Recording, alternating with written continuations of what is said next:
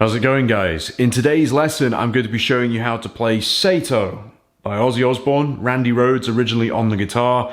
I was planning on doing Ozzy Osbourne content anyway, but this has been chosen for a different reason. This week, Ozzy Osbourne tragically passed away. I mean, what a way out as well. I mean, straight after the Back to the Beginning gigs, I've been feeling really inspired anyway to play his stuff, but now an even bigger wave of inspiration has kicked in. Obviously, his death's hit so many millions of people. It hit me really hard. So in today's lesson, I want to show you one of my favorite Randy Rhoads solos that not too many people have talked about. For this video, I'm using my Harley Benton ST80, and for the sounds, I am using something totally different to my normal setup. I'm using Gus G's patches for the Tonex pedal. It is a particular preset called Tubes of Power, and that's designed to copy his live rig, which is a Black Star St. James head with, I believe, the Archer pedal. I can't remember what brand made that pedal now. Please write it in the comments, somebody, but that is a Klon replicator, and it gives it a really nice tight sound. So for those of you who might be wondering if I'm trying to copy Randy Rhoads' tone here, I'm actually not. I just think this is a really nice, raw, fiery, sizzly sound, which is very apt for this particular track.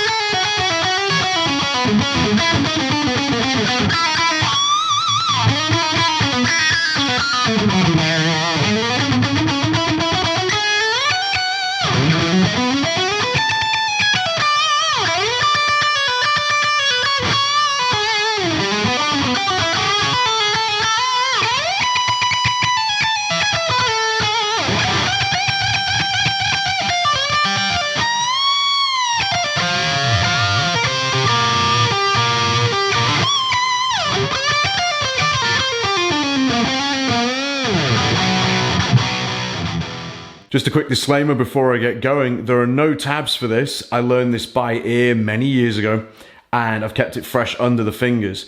And the way it was all put together initially was from the habits and licks I'd learned from previous Randy Rhoads solos before this, which sort of helped me piecemeal this together. And I feel it works really well. It fits really nice under the fingers.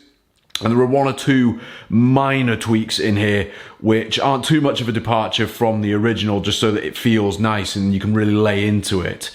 And it's in standard tuning, if I haven't mentioned that already. It was all picked apart by ear. And if you have any preferred ways of playing these licks or some slight alterations, by all means do it. Since Randy Rhoads never played this live, we don't have a visual confirmation of this solo, just the awesome original track. Kicking the solo off, we're in the F sharp minor pentatonic position here. We're just going to run straight up.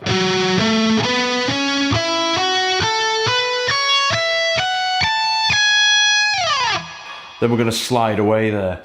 Then this next lick here is in the C sharp minor pentatonic scale. We're going to start off with this. Accidental pinch harmonic.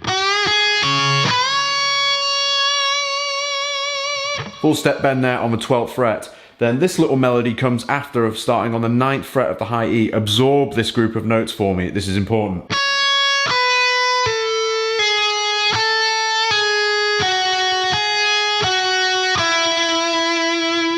Bookmark in your brain that 9th fret of the G string there. It's a really good place to stop when practicing this in chunks. Plus, it makes it easier to digest because the lick changes direction in a second. You've got this little idea.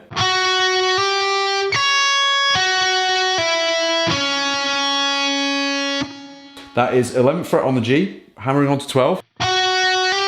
Skip over to the high E, 9th fret. Then back to the 11th fret on the G. Then back down the pentatonic. Then there is a slight adaptation here that I've made here, where we're going to go,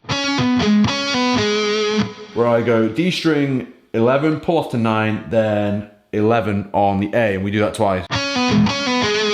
It makes it really easy to set up the next chromatic lick, which we've got here, which starts on the G string, 9th fret, and D string 11. We're going to go down one fret at a time.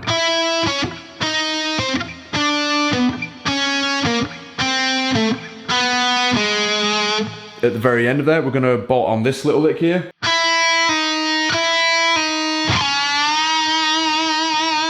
I've deliberately left the pinch harmonic out of there so that you can hear what the original note was. So you've got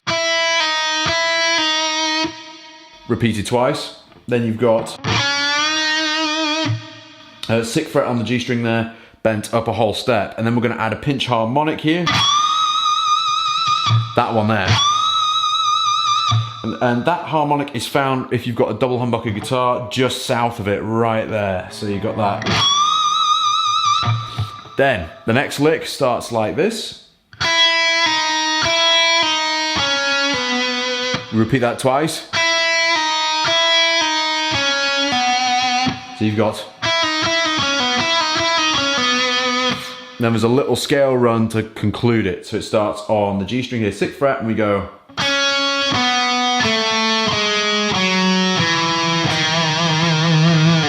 And we end there on the 6th fret of the A. This next lick's really cool. It's a climb up in groups of 3 on the G string, and it goes like so.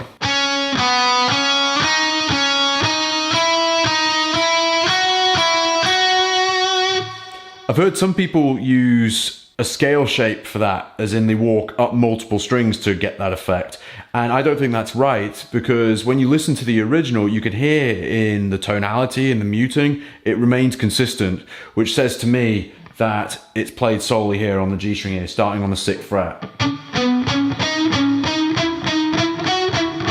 Makes it easier to play too.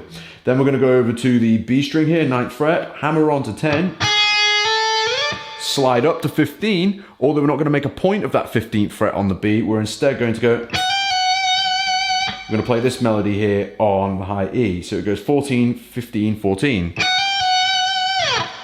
Absolutely love that. Then the next lick here, start off on the 12th fret of the low E.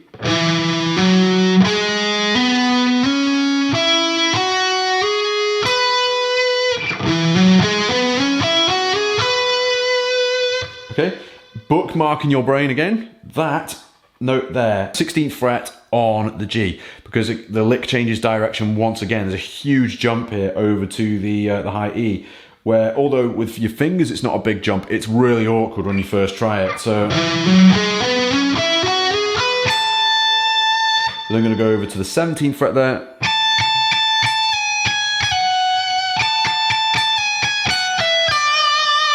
Absolutely love that. So what you've got there, 17 on the high E, slide down to 16, 14 on the high E, 17 on the B, then 15 on the B there, then slide away. So what I love about Randy Rhoads solos, they're almost easy to pick up because they're so composed. It's just part by part. Then the next bit is this little melody here where you're picking on the B string. 15th fret on the B, pull off to 14, pull off to 12. Does that twice. Then you've got this little melody here. And what you've got there is that half step bend, 12th fret, then 16 there on the G. So good. This next lick is my favorite in the solo. It's got the quality of, Randy, you're a genius. It starts on the A string here, 10th fret, you slide up to 11, 9 on the D, and then you've got this little pattern here.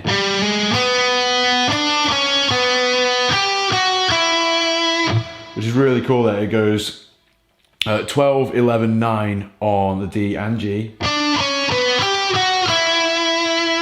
Then we start off with another passage which is very similar to what we did at the beginning.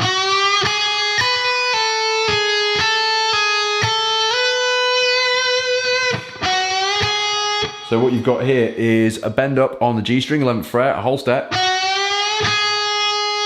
Go over to the B string here, 9th fret, then we're going to play 12, pull off to 10, off to 9, 10, 9 again, and then slide up from 10 to 12. The whole lick.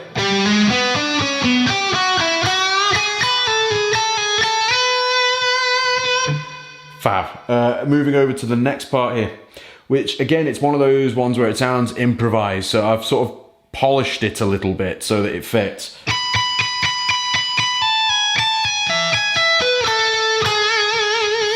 And what you've got here is 19th fret on the high E, and you're strumming along to it to keep rhythm.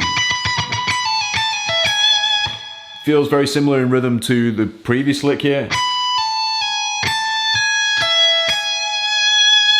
Back to the B string there, 17th fret, over to the high E. B string there again, 17th fret, and then you slide down an octave. Love that, so I'll play it again for you. You can do variations on that theme and it will still work. Next bit's pretty wild. It gets reminiscent of I Don't Know. We jump to G minor pentatonic and you've got unison bends, several of them.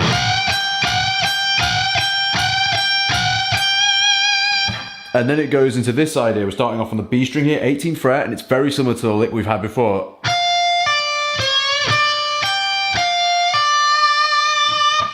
Then we jump over to the high E, 18th fret here, and we bend up 3 semitones. Let that down. The note you want to hear at the end of that bend is a C sharp. And let it down. Then we've got this little idea. We come down the pentatonic. And then we're setting up 2 double stop bends. And let them down. After this is really odd. In my cover of this I did years ago, I'm strumming that kind of idea, just so I feel like it's flowing. But looking back at the original, he's actually just going. He's just sort of hovering there. There isn't a lot going on. Feels really weird for something that's been so fast for so long now.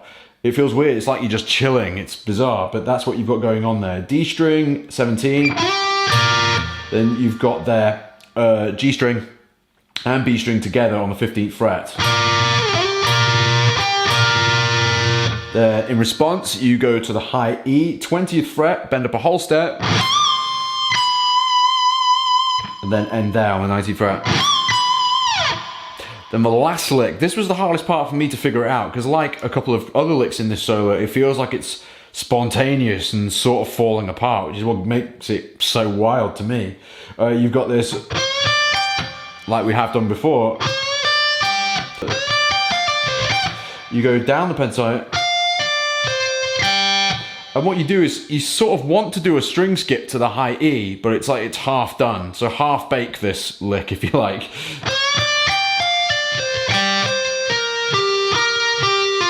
And rather than coming down in triplets, like is the habit of Randy Rhoads, he starts to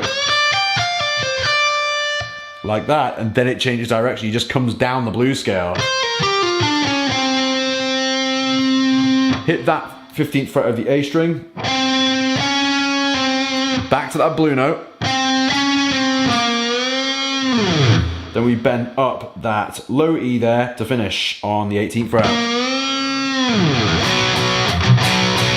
That's the end of the solo there, so.